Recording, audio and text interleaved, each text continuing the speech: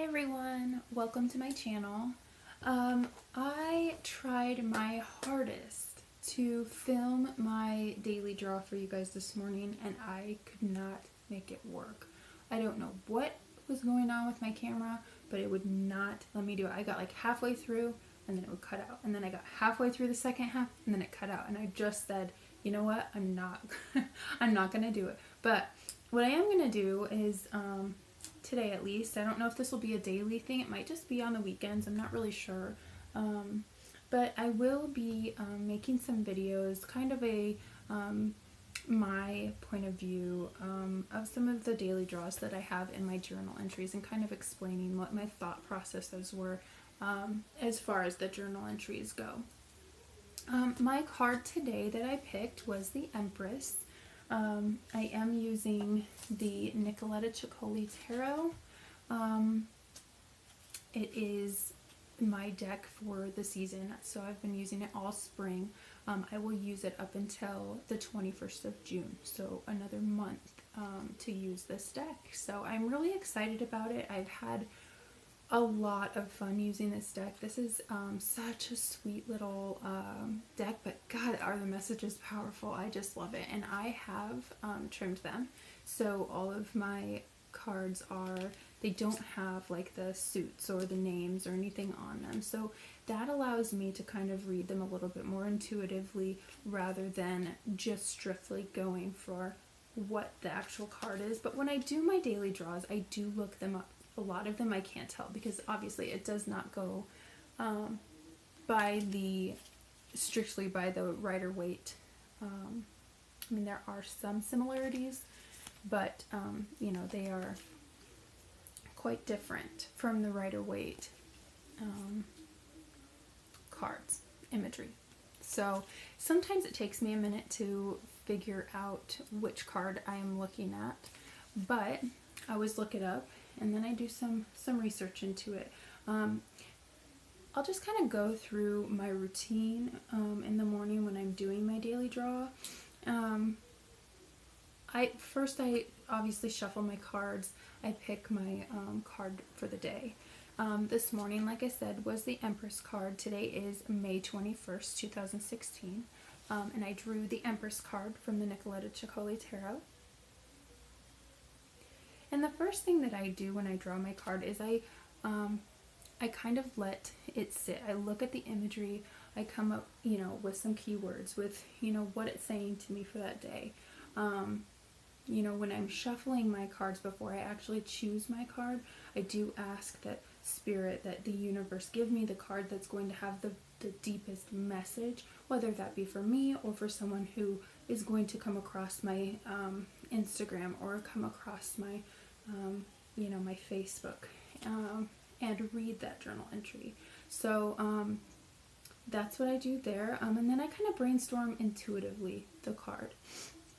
And when I look at the imagery in this card, I see someone, you know, I see an archetype of someone who is compassionate, someone who really has an eye for the greater good of all, regardless of size, regardless of quote-unquote worth, you know, regardless of who you are, this person or this this idea, you know, you're worth something to them. To them, you mean the world. This is a compassionate person. This is a creative person. Someone who really wants to know the how, the why. They don't just want to know what and when, but they want to know why. They want to know how. They want to know every little detail. So, and I think it's pretty widely known that the Empress card is kind of like the mother card. And so to me, it just seems like a creative, motherly person, someone who does hold authority. I mean, even in this image, you can see she's wearing a crown. She holds some kind of power. She is a powerful being. But that power doesn't get in the way of her compassion. So that's just kind of my first musings on this card. And then I'll read from the Little White Book for whichever tarot deck that I'm using. The Little White Book for this particular deck has just a very small little snippet of meaning, but I will read that to you now. It says, the Empress, all of nature is connected and you are part of that whole. Take good care of the earth's creatures and receive their love in return. Key concepts: nurturing, caretaking, Earth Mother. So I like that. That's just to kind of give me a perspective of what the author of the guidebook, as well as maybe the artist, depending on how involved they are with the actual thought behind the painting in regards to tarot, maybe what they were thinking when they wrote that or drew that.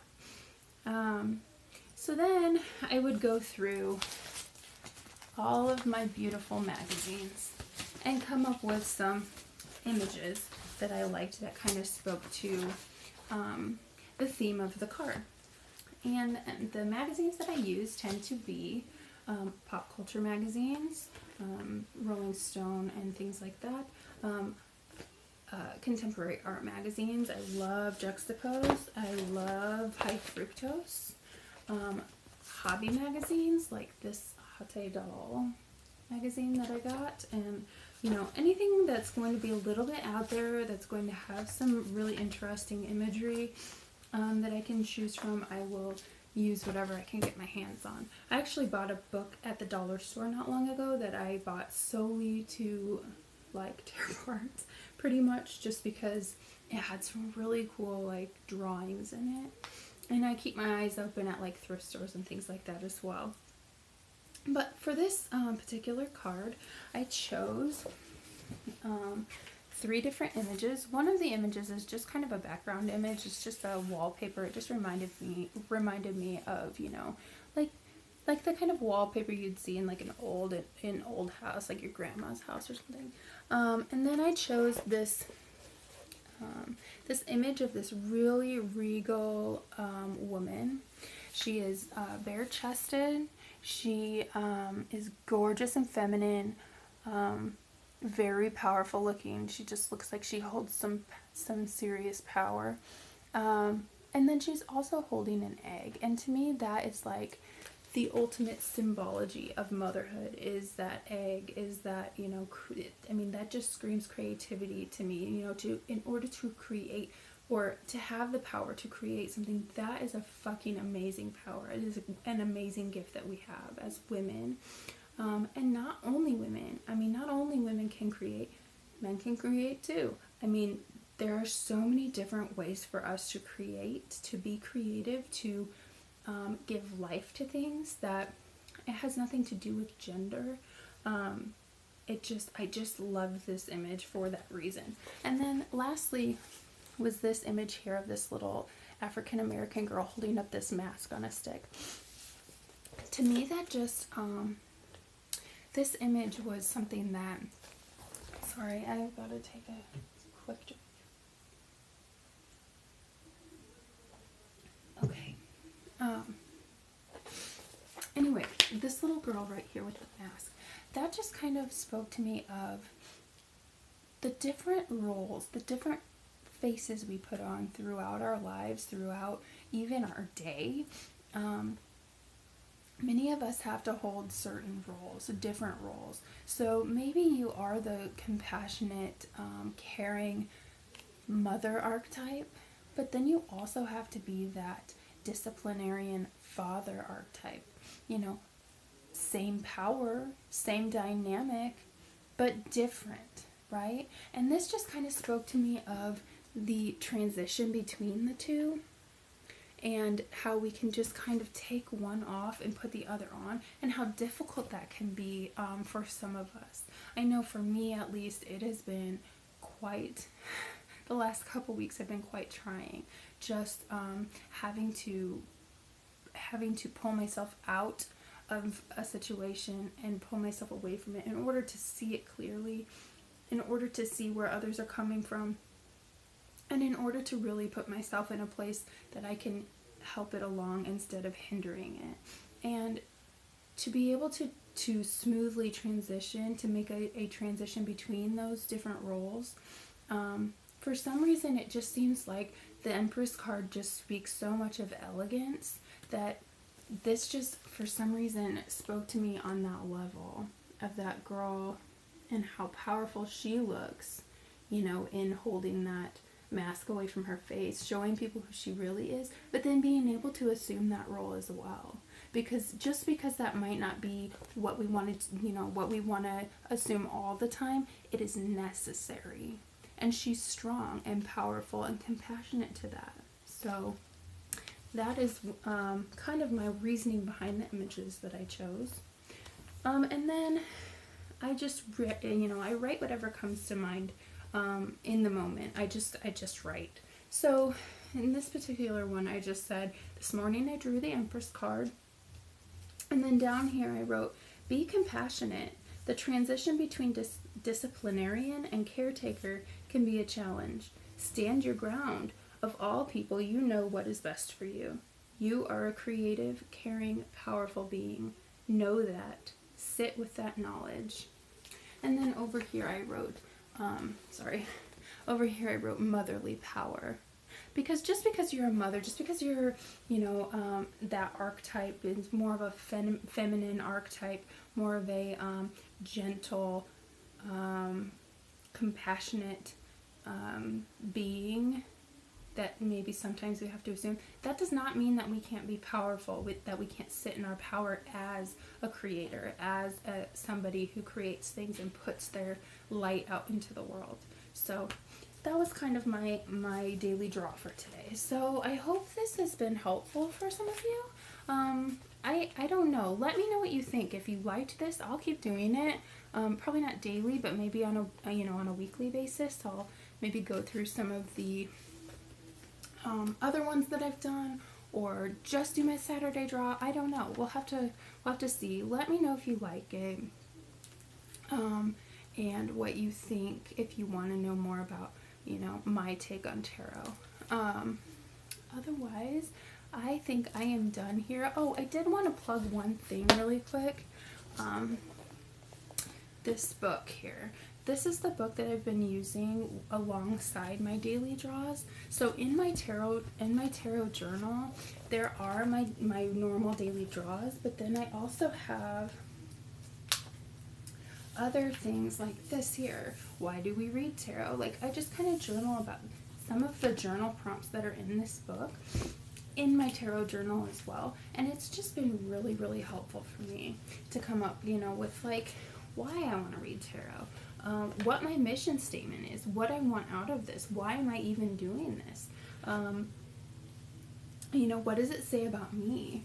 So, and then just like brainstorming the different cards, the different archetypes, the different, you know, the things that maybe on the surface people don't realize that tarot is so deep.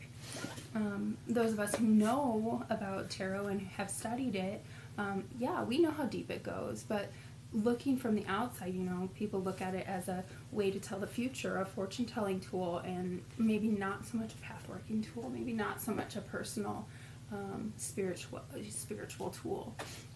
So this book has been very, very helpful in my tarot journey. I've been through this book a couple times with, I think, 2 other decks, and now I'm going through it with Nicoletta Ciccoli. There are just oodles and oodles of different things you can do in here. Some of the things I don't go through every single time with the different decks, but other things I can choose a new journal prompt maybe that I didn't do last time, because I mean, she lists like 6 different journal prompts for each lesson. So if I had to suggest a book for maybe a tarot novice or a even any kind of tarot enthusiast to buy and really get into, it would be this one. So I just wanted to plug that because Kim Huggins is a tarot genius, and I adore this book, so that's awesome in my opinion. Anyway, Nicoletta Ciccoli Tarot, my tarot journal, my take on the Empress card. Let me know what you think. Like, subscribe, and share if you feel so led. Otherwise, I will talk at you guys later. I hope you guys enjoyed this, and I can't wait to hear your comments. Thanks. Bye.